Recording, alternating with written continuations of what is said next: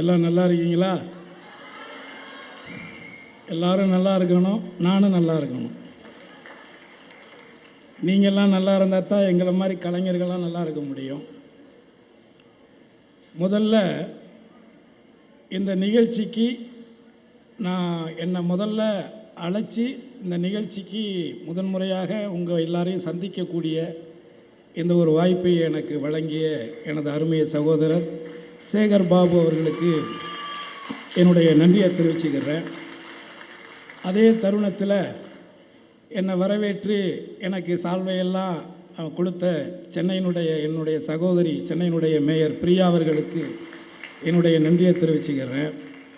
அதையும் கடந்து இங்கே வந்திருக்கக்கூடிய அருமை தம்பி ரவி மோகன் அவர்கள், அதே மாதிரி நளினி மேடம் அவர்கள், இவங்க எல்லாரையும் நான் சந்திப்பேன்னு நான் நினைக்கிறேன். எனக்கு உண்மையிலே தெரியாது இதில் இவங்கெல்லாம் வர்றாங்களே எனக்கு தெரியாது. அவர் ஃபோன் பண்ணார் முன்னாடி. நான் ஆக்சுவலி இன்றைக்கி வேறு ஒரு நிகழ்ச்சி எனக்கு, பட் சொல்லும் பொழுது இதில் கருணாஸ் வந்துடுங்கன்னு சொல்லிட்டாங்க. ஏற்கனவே இதே மாதிரி ஒரு நிகழ்ச்சி தலைவருடைய பிறந்தநாள் நிகழ்ச்சிக்கு மாதாவரத்தில் வேறு சுப்பிரமணியனை கூப்பிட்டுருக்கும் பொழுது அதுக்கு என்னால் வர முடியாமல் போயிடுச்சு. நான் மலேசியாவில் சிங்கப்பூரில் மாட்டிக்கிட்டேன். இருந்தாலும் இந்த தருணத்தில் உங்களை சந்தித்ததும் இந்த வாய்ப்பை எனக்கு ஏற்படுத்தி கொடுத்த மாண்புமிகு தைரியமான அமைச்சர் சேகர் பாபுக்கு மீண்டும் ஒரு முறை என்னுடைய நன்றியை சொல்லிக்கிறேன். நான் இதை ஒரு வழக்கமான ஒரு ஒரு ஒரு என்ன சொல்கிறது, ஒரு சம்பிரதாயமான ஒரு மேடையாக இதை நான் பார்க்காமல் எனக்கு தோன்றதை பேசலாம்னு நினைக்கிறேன். வழக்கமாகவே எனக்கு எழுதி வச்சுக்கிட்டுலாம் பேச தெரியாது. மனசுக்கு என்ன தோணுதோ அதை பேசிடுவேன். கொஞ்சம் கோபமாக பேசுகிறதுனால எனக்கு பேர் ஆங்கிரி ஸ்பீக்கர் அப்படி வச்சுருக்கிறாங்க. கோபமாகவே பேசுகிறான், எப்போ பாரு கோபமாகவே பேசு. ஏன்னா அவ்வளோ கோபமாக நீங்கள் நடந்துக்கிறீங்க, அதுதான் பிரச்சனை. நீங்கள் சரியாக நடந்துக்கிட்டால் நான் எனக்கு ஏன் கோபம் வரப்போகுது? அதனால் நான் இந்த சென்னைக்கு 1987 வந்தேன். இங்கே இருக்கிற மவுண்ட் ரோடு பாட்ரு தோட்டத்தில் இருக்கிற கிரிபோன்னு ஒரு லாட்ஜில் ரூம்பாயாக வேலை செஞ்சுக்கிட்டு அப்படியே என்னுடைய வாழ்க்கையை ஆரம்பித்தோம். அப்போ இந்த வட சென்னை இருக்குல்ல, இது உங்களுக்கு தெரியும், எப்போதுமே ரொம்ப ஃபோர்ஸாகவே இருக்கும், தக்கன்னே இருக்கும் இந்த பகுதி. அப்படி தான். ஆனால் அந்த பகுதியில் அந்த காலகட்டத்திலேயே ரொம்ப இதே மாதிரி கிராண்டாகவே நிகழ்ச்சிகளை பிரம்மாண்டமாகவே நடத்துகிற ஒருத்தர் பேர் அப்போ அடிபடும். அந்த பேர் இதே பேர் தான். அப்போவும் அன்னைக்கு அவர் இருந்த கட்சி வேறையாக இருந்தாலும் அன்னைக்கும் ஒரு பிரம்மாண்டம், எங்கே பார்த்தாலும் பேனரு கொடி கிடின்னு. அப்போல்லாம் நான் இன்றைக்கி தான் சொல்கிறேன், இவரை நான் பல முறை பல இடங்களில் சட்டமன்றத்திலலாம் பார்த்துருக்கோம், பேசியிருக்கோம். என்னுடைய உறவினர்கள்லாம் அவருக்கு ரொம்ப நெருங்கிய நண்பர்கள், அவங்க எல்லோரும் கூட நான் பார்த்துருக்குறேன். ஆனால் இது வரைக்கும் நான் அவர்கிட்ட சொன்னதே இல்லை. அந்த காலகட்டங்களில் இந்த சேகர் பாபுங்கிறவர் நடத்துகிற ஏதாவது ஒரு மீட்டிங்கில் நமக்கு ஒரு பாட்டு கச்சேரி வாய்ப்பு கிடைக்காதா? ஒரு வாய்ப்பு கிடைச்சிடாதா? கிடைச்சி நம்ம அதை வச்சு அடித்து பிடிச்சி வந்துடலாமே அப்படின்னு நான் ஏங்கிய காலங்களெல்லாம் உண்டு. அப்பேற்பட்ட அடியேனுக்கு இப்பேற்பட்ட ஒரு நிகழ்ச்சிக்காகத்தான் இத்தனை ஆண்டு காலங்கள் இடைவெளியாக இருந்தது. அதனால் ஒரு வள்ளுவன் சொன்ன குறள் தான், தெய்வத்தால் ஆகாதெனினும் முயற்சிதன் மெய்வருத்த கூலி தரும். அந்த குறளுக்கு எடுத்துக்காட்டாக நான் பார்த்த சில பேர்களில் ஒருவர் தான் இங்கே இருக்கக்கூடிய எனது அருமை சகோதரர் சேகர் பாபு அவர்கள். இந்த நிகழ்ச்சியினுடைய தலைப்பு என்னன்னு பார்த்தீங்கன்னா, மனிதநேய திருவிழா. மனிதநேய திருவிழா. இந்த மனிதநேய திருவிழா அப்படிங்கிறது தளபதியினுடைய பிறந்த நாளை முன்னிட்டு, 72வது பிறந்த நாளை முன்னிட்டு இங்கே இந்த நிகழ்ச்சி நடந்துகிட்டு இருக்கு. மனிதநேய திருவிழா என்பது ஒரு மனிதநேய மிக்க ஒரு தலைவராக கிட்டத்தட்ட 72 ஆண்டு காலங்கள், 72 வயசு. பேரறிஞர் அண்ணா அவர்கள் உருவாக்கிய திராவிட முன்னேற்ற கழகத்தினுடைய வயசு 75. தலைவனுக்கு தளபதிக்கு வயது 72, 3 வயசு, இவ்வளவுதான் வித்தியாசம். தளபதி அப்படின்னு என்ன கேட்டால் ஒரிஜினல் தளபதி மு.க. ஸ்டாலின் அவர்கள் மட்டும்தான் ஒரிஜினல் தளபதி. ஏன்னா என்னால் சொல்ல முடியும். எனக்கு அந்த தகுதியும் உரிமையும் இருக்குது. ஏன்னா நான் இதே நந்தனம் கலைக்கல்லூரியில் படித்த பொழுது, அன்றைக்கு மாணவர் பேரவையினுடைய விழாவை நடத்திய பொழுது, அந்த விழாவிற்கு அன்பகம் கலை இருந்த காலத்திலே அந்த கீத்து கொட்டாயிலே ஒரு வெள்ளை அம்பாஸ்டர் கார், ஒரு ஃபியட் காரிலே இளைஞரணி தலைவராக தளபதி அவர்களை அங்கு இருந்து என்னுடைய நந்தனம் கலைக்கல்லூரிக்கு அழைத்து சென்ற பல மாணவர்களில் நானும் ஒருவர். அப்போ இந்த ஒரு 1000-2000 வாழா பட்டாசுங்கிறது ரொம்ப பெரிய மேட்ரு. ஏன்னா லைலா காலேஜில் படித்தா அது ஒரு மேட்ரு இல்லை, ஆர்ட்ஸ் காலேஜில் படித்தா அதெல்லாம் ஒரு 5 ரூபா 10 ரூபா கூட நமக்கு பெரிய காசு. அப்படி இருக்கும் பொழுது அந்த பட்டாசை கொளுத்துலான்னு வைக்கும் பொழுது என் காலேஜ் பிரின்சிபல் அதை தூக்கி பிடிச்சி பின்னாடி வச்சு மறைச்சிக்கிட்டார், கொளுத்த விடாமல். அப்படியே நான் பின்னாடி போய் அவர் கையில் வச்சுருக்கும் போதே கொளுத்தி விட்டேன். அப்போ டிசி கொடுத்தது தான். அதோடு அதுக்கப்புறம் நான் அங்கங்கே சுற்றிட்டு மறுபடி மாநில கல்லூரியில் போய் மறுபடியும் ரீஜாயின் பண்ணேன். அதனால் எதுக்கு சொல்கிறேன்னா, ஒரு மாணவனாக நான் படித்த காலத்திலேயே மாண்புமிகு தமிழகத்தினுடைய முதல்வராக இருக்கக்கூடிய அன்றைய இளைஞர்களுடைய தளபதியாக விளங்கிய தளபதி அவர்களை நான் அன்றைக்கே சந்திச்சிருக்கிறோம், பார்த்துருக்கிறோம், அவங்க கூட நம்ம ட்ராவல் பண்ணியிருக்கிறோம். அதையும் கடந்து முதன்முறையாக 91 1000 விளக்கு தொகுதியிலே தளபதி அவர்கள் போட்டியிட்ட பொழுது அந்த தேர்தலிலே பிரச்சாரம் செய்தவர்களில் நானும் ஒருவன். அப்போதான் ராஜீவ்காந்தி அவர்கள் அகால மரணம் அடைந்த தருணம். இதே இப்போ நான் காமராஜர் அரங்கத்தில் நடக்கிற விழாவுக்கு போகணும். அந்த விழாவுக்கு எதிரில் தான் சந்தில் உள்ளே போகும்போது தான் கல் சரசரன்னு வருது, இருட்டுக்கல. ஏன் வருதுன்னு எனக்கு தெரியல. ஏன்னா அப்போ இன்றைக்கி இருக்கிற மாதிரியான ஃபோனெல்லாம் இன்றைக்கி கிடையாது. அதற்கு பிறகுதான் தெரியும், பிரச்சாரம் பாதியிலே முடிச்சுட்டு ஓடினாங்க. ஆக எதற்காக இதை சொல்லுகிறேன் என்று சொன்னால், என்னுடைய வயதிற்கு நான் இந்த சென்னையிலே பார்த்த பழகிய ஒரு பண்பாளர், ஒரு மனிதநேய மிக்கவர் என்னுடைய தளபதி மு.க. ஸ்டாலின் அவர்கள் என்பதை அழுத்தம் திருத்தமாக சொல்வதற்காகத்தான் சொல்லுகிறேன். ஃபார்மாலிட்டி, ஒரு நடிப்புக்காக, பகட்டுக்காக, அரசியலுக்காக பழகுபவர் அல்ல, அவருடைய சுபாவம் அது அல்ல என்பதை அறிந்தவன் என்கின்ற காரணத்தினால் நான் சொல்கிறேன். 2500 ஆண்டுகளுக்கு முன்பாக வள்ளுவன் எழுதினானே ஒரு குறள், பகுத்துண்டு பள்ளியூர் ஓம்புதல் நூலோர் தொகுத்தவற்றுள் எல்லாம் தலை என்று எழுதினான். இருக்கக்கூடியதை பகிர்ந்து வழங்கு, பகுத்து கொடு, வறியவனுக்கு எளியவனுக்கு நீ பகிர்ந்து கொடு, பகிர்ந்து கொடுத்து அந்த வறியவனை எளியவனை மகிழ்ச்சி கடலில் அவனுடைய மகிழ்ச்சியை நீ உணரு என்பதுதானே அதனுடைய உள்ளர்த்தம். இருப்பதை பகிர்ந்து வழங்கு. அதைத்தான் இன்றைக்கு அதிகாரத்திலே இருக்கக்கூடிய நிலையிலும் இதைத்தான் ஒட்டுமொத்தமாக இந்த தமிழகத்திலே ஜாதி மதங்களை கடந்து, மொழிகளை கடந்து அத்தனை மனிதர்களையும் மனிதநேயத்தோடு பாவிக்கக்கூடிய ஒரு உத்தமமான தலைவன் இன்றைக்கு இருக்கிறார் இந்த இந்தியாவிலே என்று சொன்னால் அது தளபதி அவர்கள் மட்டும்தான் என்பதை என்னால் சொல்ல முடியும். 2500 ஆண்டுகளுக்கு முன்பாக வள்ளுவன் எழுதிய அந்த திருக்குறளுக்கு இன்றைக்கு உருவம் கொடுத்து வாழ்ந்து கொண்டிருப்பவர் தளபதி என்பது மிகையான வார்த்தைகள் கிடையாது என்பதை நான் அழுத்தம் திருத்தமாக சொல்லுகிறேன். ஏனென்று சொன்னால், நீங்கள் வெறும் தமிழ்நாட்டை மட்டும் பார்க்காதீர்கள், ஏன் இந்தியாவை மட்டும் பார்க்காதீர்கள்.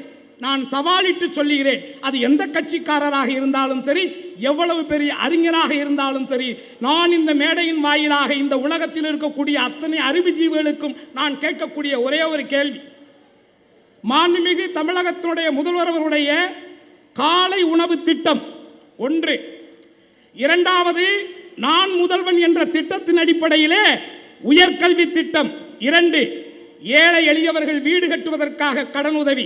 இன்றைக்கு நேற்று அண்ணல் அம்பேத்கருடைய பிறந்தநாளை முன்னிட்டு கிட்டத்தட்ட 1000 வீடுகளை பட்டியலின மக்களுக்கு கட்டிக் கொடுத்து ஒட்டுமொத்த இந்தியாவையும் திரும்பி பார்க்க வைத்து, அதுவும் அந்த அம்பேத்கருடைய வம்சாவளியை சார்ந்த ஒருவரை அந்த மேடையில் அமர்த்தி அந்த நற்காரியத்தை செய்த புகழ்மை பெற்ற ஒரு முதல்வராக இன்றைக்கு அவர் இருக்கிறார். இந்த 3 திட்டங்கள் மாண்புமிகு தமிழகத்தினுடைய முதல்வர் தளபதி அவர்களால் உருவாக்கப்பட்டது, செயல்படுத்தப்பட்டது. இந்த திட்டத்தை தான் அச்சு பிசராமல், இந்த திட்டத்தை தான் லேபர் பார்ட்டி என்று சொல்லக்கூடிய தொழிலாளர்களுடைய கட்சி, லண்டனிலே பிரிட்டனிலே இருக்கக்கூடிய, பிரித்தானியாவிலே இருக்கக்கூடிய லேபர் பார்ட்டி என்கின்ற கட்சி சமீபத்தில் நடந்த தேர்தலிலே இந்த 3ஐ அந்த மக்களுக்கு வாக்குறுதியாக கொடுத்து இன்றைக்கு வெற்றி பெற்றிருக்கிறார்கள் என்பதை விட உங்களுக்கு என்ன ஆதாரம் தேவை? நாட்டினுடைய பிரதமராக செயல்படுத்திய இத்தனை ஆண்டு காலங்கள், கிட்டத்தட்ட 10 ஆண்டுகளை கடந்து 11வது ஆண்டு அடியெடுத்து வைத்திருக்கக்கூடிய இந்த பிஜேபியுடைய தலைமையேற்று பிரதமராக இருக்கக்கூடிய அவர் செய்த திட்டங்களில் ஒன்றையாவது அண்டைய நாட்டிலே இருப்பவர்கள் கூட அவர்கள் அதை பாராட்டியது கிடையாது. ஆனால் ஒட்டுமொத்த இந்த உலக பிரபஞ்சத்திலே ஏதோ ஒரு மூலையில் இருக்கக்கூடிய தமிழ்நாடு என்ற ஒரு சின்ன ஒரு மாநிலத்திலே இருந்து 3 சிந்தனைகள் இந்த உலகத்தையே தன்னுடைய காலடிக்கு கீழ் அடிமைப்படுத்தி வைத்திருந்த அந்த பிரித்தானிய அரசாங்கத்தையே செயல்படுத்தி வைத்த ஒரு பெருமை மாண்புமிகு தளபதி ஒருவருக்கு மட்டும்தான் உண்டு என்பதுதான் என்னுடைய கருத்து.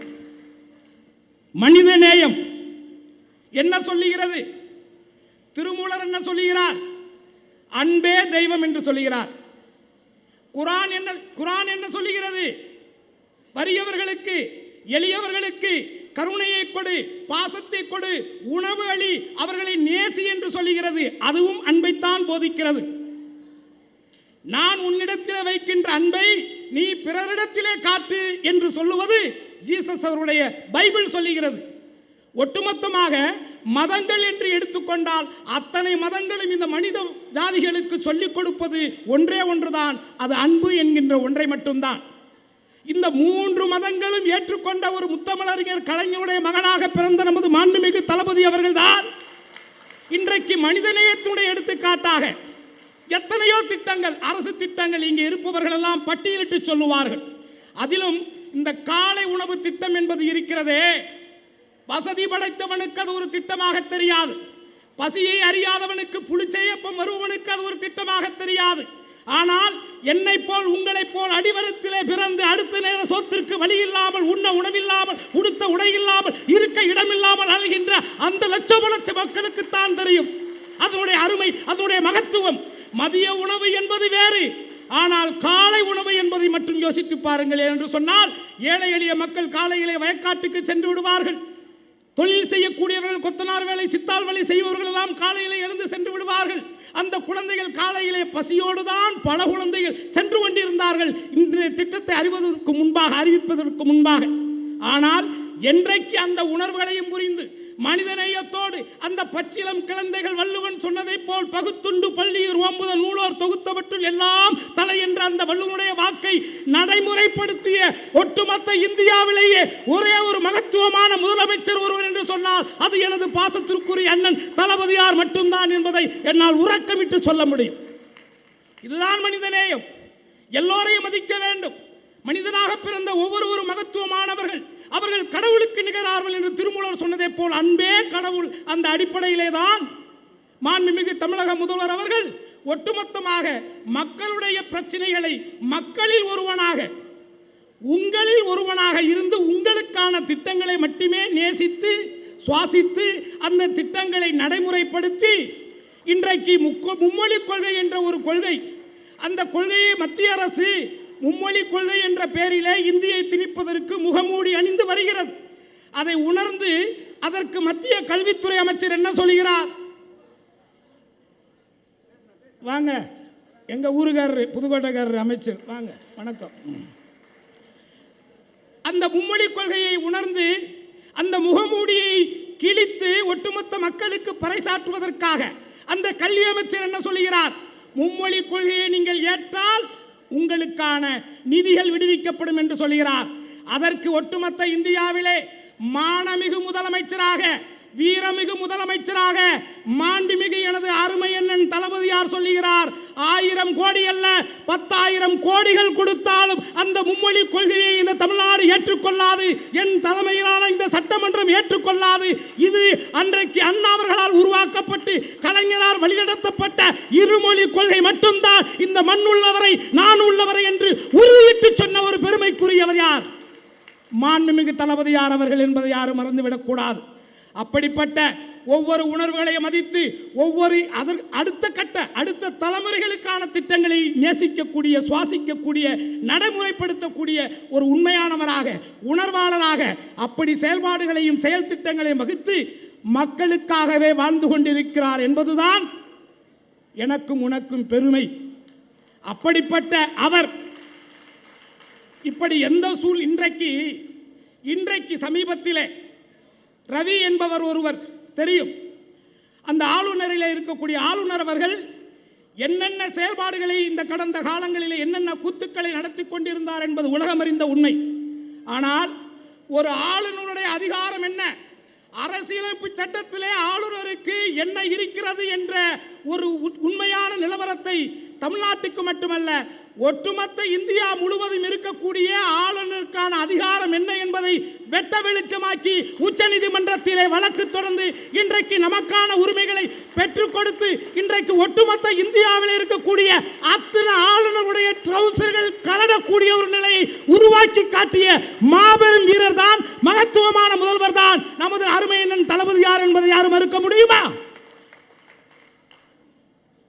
சட்ட ரீதியாக இன்றைக்கு அந்த சட்டத்தின் மூலமாக எத்தனையோ எதிர்க்கட்சிகள் ஆளுகின்ற ஒவ்வொரு மாநிலங்களும் தலை நிமிர்ந்து நிற்கிறார்கள், தமிழனை பார்த்து பெருமை கொள்கிறார்கள். ஒரு கன்னடர் சொல்லுகிறார், இன்றைக்கு எங்களுக்குள்ளே எங்கள் மொழிக்கான உணர்வை தூண்டியது தமிழ்நாடு தான், அது இந்த திராவிட சித்தாந்தம் தான் என்று உரக்க சொல்லுகிறார்கள். உண்மையை ஏற்றுக்கொள்வதற்கு சிலர் மறுக்கலாம், அதை பற்றி கவலை இல்லை. நான் ஒன்றை மட்டும் சொல்லுகிறேன், முதலில் உன்னையும் இன்னையும் இங்கே இணைப்பது நமது மண், நமது மொழி, நமது கலாச்சாரம். இந்து என்பது கடவுளை மறுப்பு கொள்கை என்பது திராவிட கழகத்தோடு முடிந்தது. திராவிட முன்னேற்ற கழகம் என்பது ஒன்றே குலம் ஒருவனே தேவன், உனக்கு பிடித்தவனை நீ வணங்கிக் கொள், அதிலே பிரச்சனை இல்லை. ஆனால் இந்து என்பது வேறு, இந்துத்துவா என்பது வேறு, அதை உணர்ந்து கொள். இந்து என்பது நீ ஐயனாரை கும்பிட, நான் சின்ன கருப்பரை கும்பிடக்கூடியவன், நான் திருநீரை பட்டையிடக்கூடியவன், சைவத்தை ஏற்றுக்கொள்ளக்கூடியவன், நானும் என்னை சார்ந்தவர்களும். இப்படி ஒவ்வொருவருக்கும் ஒரு கலாச்சாரம் இருக்கும், அது வேறு.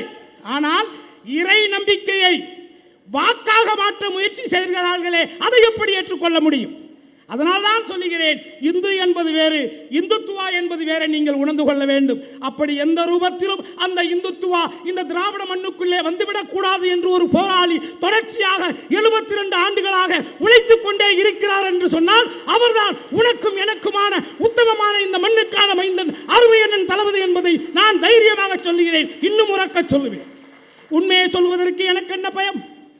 உண்மையை உரக்க சொல்லுவதற்கு எனக்கு என்ன பயம்?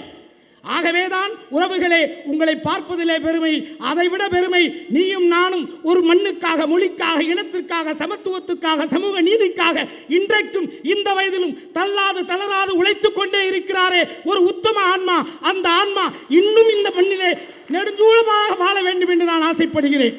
அவர் இந்த மண்ணிலே உன்னை போல் என்னை போல் நம்மளை போல் நிற்கதிகற்று இல்லாமல் இருக்கக்கூடிய ஏழை எளிய மக்களை பாதுகாக்கக்கூடிய ஒரு பாதுகாவலனாக மேலும் மேலும் அவர் வாழ வேண்டும், வளர வேண்டும், இந்த மக்களுக்கு பணி செய்ய வேண்டும். அப்படி அவருடைய பணி இந்த மண்ணிலே வளருவதற்காக என் ஆயுள் காலத்திலே 10 ஆண்டுகளை என் அருமை அண்ணன் தளபதி அவர்களுக்கு நான் கொடுக்க தயாராக இருக்கிறேன். வாழ்க தளபதியுடைய புகழ், அவர் தொண்டு வாழ்க, அவருடைய பண்பு வாழ்க, அவருடைய மனிதநேயம் வாழ்க என்று கூறி இந்த மனிதநேய விழாவிலே உன்னையும் என்னையும் மனிதநேயத்தோடு ஒத்துப்போக வைத்த எனது அருமை சகோதரர் சேகர்பாபு வாழ்க என்று கூறி வாய்ப்புக்கு நன்றி கூறி விடைபெறுகிறேன். நன்றி, வணக்கம்.